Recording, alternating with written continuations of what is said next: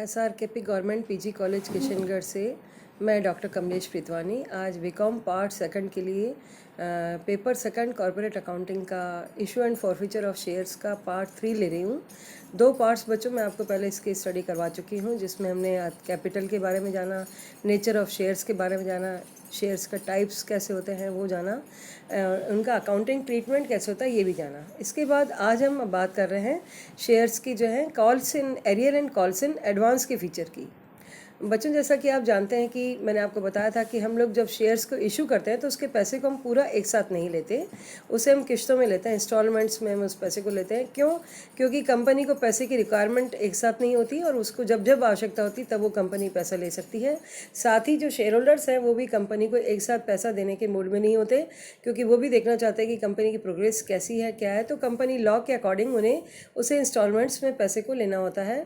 तो सबसे पहले आपने देखा था कि हमने अलॉटमेंट एप्लीकेशन मनी लिया था, उसके बाद अलॉटमेंट लिया और उसके बाद कॉल्स मनी होता है। डिफरेंट कॉल्स हो सकती हैं, first call, second call and third call etcetera.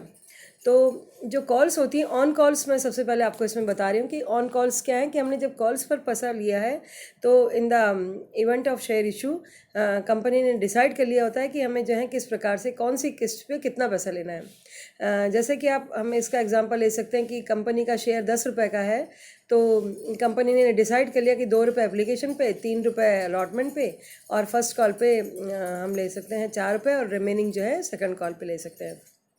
तो ये कॉल्स होंगी और इन कॉल्स पर पैसा लिया जाएगा। लेकिन कॉल्स का सबसे इम्पॉर्टेंट जो कुछ रूल्स हैं वो ये है कि इसका अमाउंट, किसी भी कॉल का amount should not exceed 25% of face value of shares. Face value मैंने आपको पहले बताया था कि जो शेयर्स की का अंकित मूल्य होता है, जो लिखा है, जैसे मैंने आपको बताया 10 रुपये का पर ये शेयर है, तो 10 रुपये का मतलब 25% उसका 2.5 रुपये से ज़्यादा आप उसकी कॉल का पैसा नहीं रख सकते।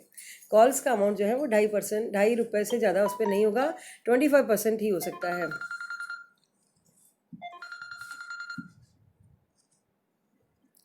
और इसमें जो है फिर इसमें हम बाद में एटलीस्ट 1 मंथ जो इंटरवल पे इसका जो अमाउंट लेना होगा, कम से कम 1 मंथ की इंस्टॉलमेंट का इंटरवल उसका होना चाहिए।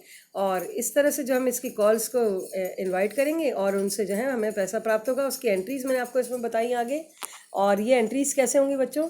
पहली एंट्री है कॉल ड्यू करने की। तो कॉल ड्यू करने की एंट्री आपकी होगी share call account DR to share capital. Due का मतलब है कि आपने कहा कि भाई शेयर कॉल का पैसा हमें मिलने वाला है, तो हमने उसे जो है ड्यू दिखाया और कैपिटल में डाल देंगे उसको। कैपिटल को हमने जो है CR किया है बिकॉज इट इज़ लायबिलिटी। इस तरह से इसके बाद में जब हमें कॉल का पैसा मिल जाएगा तो हम कहेंगे, क्योंकि शेयर कॉल अकाउंट हमने खोला है केवल बंद करने के लिए, वो शेयर कॉल हमारे साथ आगे बैलेंस शीट में नहीं जाएगा। आपने एक बार खोला उसको, share call account DR to share capital, और उसे फिर बंद कर दिया आपने bank account DR to share call. That means share call का काम खत्म हो गया। तो ये तो रहा कि अगर आपको कॉल का पैसा मिल जाता है तो ये एंट्री हो जाएगी, सिंपल वाली एंट्री। और फर्स्ट और सेकंड और थर्ड कॉल के आगे उनका नाम लगाएंगे हम, ताकि पता लगे कि कौन सी कॉल है। उसके आगे हमें इसका नाम लगाना होगा, first call, second call, third call, इस तरह से एटसेट्रा। अच्छा बच्चों, एक बात है कि आपको, जैसा कि आपने बिजनेस लॉ में भी पढ़ा होगा, कि आर्टिकल ऑफ एसोसिएशंस जो इन पे अप्लाई होते हैं शेयर्स के इशू पे, प्रोसेस पे। लेकिन अगर article of association her company अपना बनाती है, पर अगर मान लीजिए कंपनी ने अपने आर्टिकल ऑफ एसोसिएशन नहीं बना रखे हैं या उनमें कहीं पे इनके बारे में कुछ मेंशन नहीं है, तो कंपनी लॉ में इसके अंतर्गत मेंशनड है और वो है आर्टिकल A। आर्टिकल A जो है उसका जो है टेबल A में जो दिया गया है उसमें ये सबसे इंपॉर्टेंट बातें हैं कुछ, कि 1 मंथ का डिफरेंस होना चाहिए 2 इंस्टॉलमेंट्स में और 25% से ज़्यादा नहीं होना चाहिए और 13 डे का नोटिस आपको देना पड़ेगा कॉल लेने से पहले कि भाई आपको पैसा देना है। उनको बताना पड़ेगा कि आपका कॉल ड्यू हो चुकी है। तो ये प्रोसीजर है इसका। इसमें इक्विटी और प्रेफरेंस शेयर्स के लिए दोनों का बराबर है, लेकिन हम उनके आगे नाम लिख देते हैं, इक्विटी शेयर कैपिटल, और प्रेफरेंस के आगे उसका प्रेफरेंस शेयर कैपिटल लिख देते हैं। ये आपको मैंने अपने सेकंड लेक्चर में बताया था कि what is the preference shares and what is the equity shares. इसके बाद में हम इसकी जो है एक छोटा सा मैं इसका एग्जांपल आपको बताती हूँ कि किस तरह से जो है कॉल मांगी जाती है और उसकी एंट्री की जाती है। तो ये छोटा सा इसका क्वेश्चन मैंने दिया है, एशियन कंपनी लिमिटेड का ये क्वेश्चन है। और इसमें हमने कहा है कि 40,000 इक्विटी शेयर्स हैं, 10 रुपये का एक शेयर है और उसका एप्लीकेशन मनी है 4 रुपये और अलॉटमेंट मनी है 3 रुपये और बैलेंस है फर्स्ट कॉल पे, दैट मीन्स 3 रुपीज़, क्योंकि 10 रुपये का शेयर है। एप्लीकेशन वो रिसीव्ड ऑन फॉर 40,000 शेयर्स। आपके शेयर्स भी 40,000 थे और आपके पास एप्लीकेशन भी कितनी आई है 40,000, क्योंकि अगर ज़्यादा आती है तो उसे आप ओवर सब्सक्रिप्शन कहते हैं और कम आती है तो मिनिमम सब्सक्रिप्शन कहते हैं। तो हमारा ये पे फुल अलॉटमेंट हुआ है फुल अलॉटमेंट आप कर सकते हैं। Company made the allotment for the application in full, company ने उनको पूरा शेयर 40,000 की एप्लीकेशन आई थी, सबको शेयर्स अलॉट कर दिए। All the amount due on allotment and the first and final call were duly received, सब पैसा भी मिल गया आपको।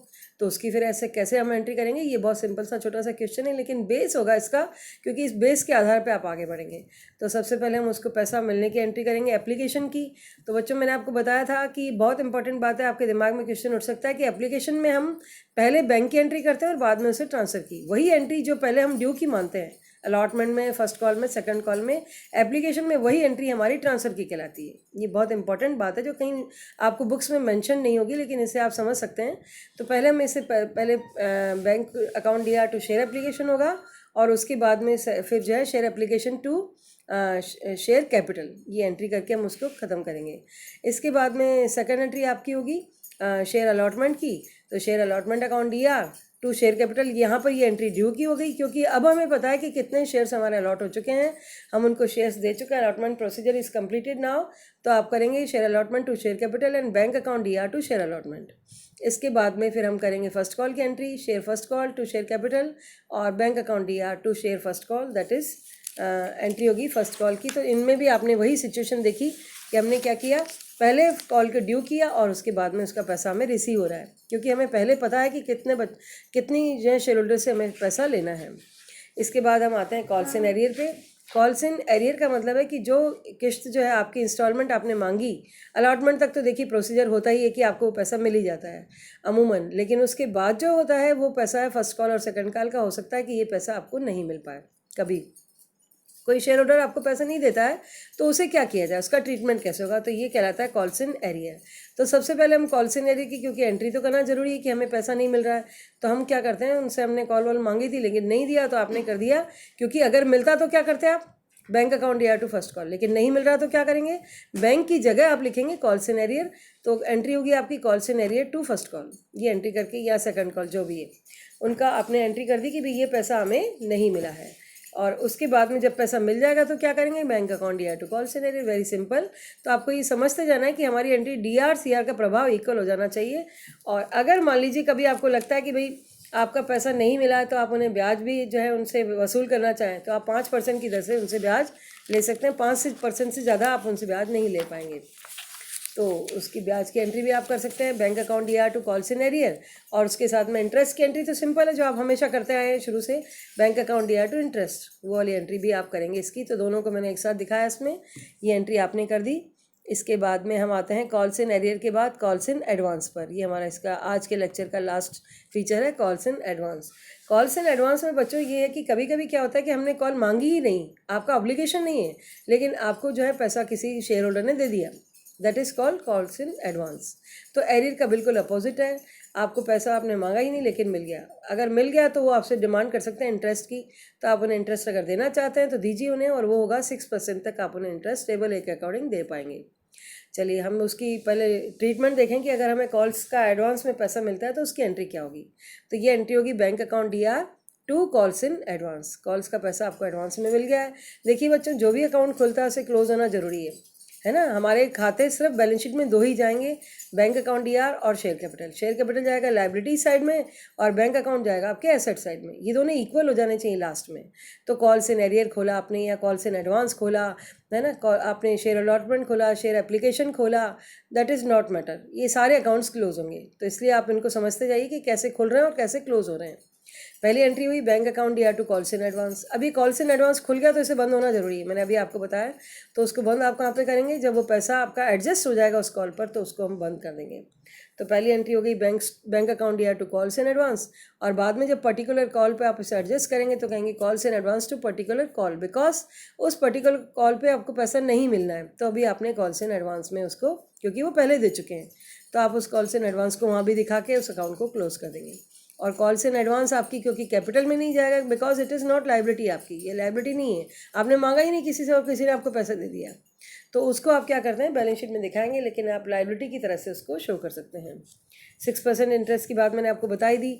और अगर इसमें आपको पेमेंट ऑफ इंटरेस्ट, अगर आप इसे पेमेंट करना चाहें ब्याज का, तो ब्याज के पेमेंट की एंट्री आप सिंपल है, बताइए क्या होगी, इंटरेस्ट अकाउंट दिया टू बैंक लेकिन मैं इसमें आपको एक छोटा सा साथ में एक और चीज़ जोड़ देती हूँ। तो हम उसको कहेंगे interest on calls in advance to bank. तो ये कोई बड़ी बात नहीं है, आप हमेशा उसका पहला वर्ड याद करिए, बहुत मुश्किल काम नहीं है ये। तो उसमें पहला वर्ड है अपना इंटरेस्ट, इंटरेस्ट टू बैंक, उससे ही वो एंट्री चल रही है। और दूसरा वर्ड कॉल्स इन एडवांस तो आगे सप्लीमेंट्री लग गया, लेकिन मेन वर्ड क्या है? Interest, interest account DR to bank. और अगर आपको इसकी 2 एंट्रीज करनी हो, इनके बीच में और होना चाहिए, तो मैंने तरीके बताए A और B करके। तो आप 2 के 2 तरीके बताएं। तो पहला तो एक ही एंट्री कर दी आपने, और नहीं पहली, और अगर नहीं करना चाहे तो 2 एंट्रीज करेंगे, वो 2A करके और 2B करके मैंने आपको बताया इसमें। तो 2A क्या हो जाएगी? पहले से उसको इंटरेस्ट को आप जो है ड्यू करते हैं, ठीक है, for interest due, interest to particular shareholder, shareholder का नाम लिख देंगे आपकी, भाई इससे इंटरेस्ट ड्यू है हमारा। फिर जब पैसा मिल जाएगा तो शेयर होल्डर टू इंटरेस्ट, तो फिर वापस से क्या हुआ? शेयर होल्डर कट गया DRCR होकर के, तो आपकी एंट्री वापस से क्या बनी? Interest account DR to bank. यही एंट्री आपकी बननी चाहिए लास्ट में कि हमें पैसा मिल रहा है। पहले ड्यू दिखाइए, नहीं मिला है, और फिर जब मिल जाए तो उसे पे करके दिखा दीजिए, interest account DR to bank करके उसको क्लोज किया जाएगा। तो ये हमारी जो एंट्रीज़ हैं। आज का हमारा लेक्चर पूरा होता है। इसके बाद आगे हम फॉरफीचर एंड डी इशू पे बात करेंगे। धन्यवाद।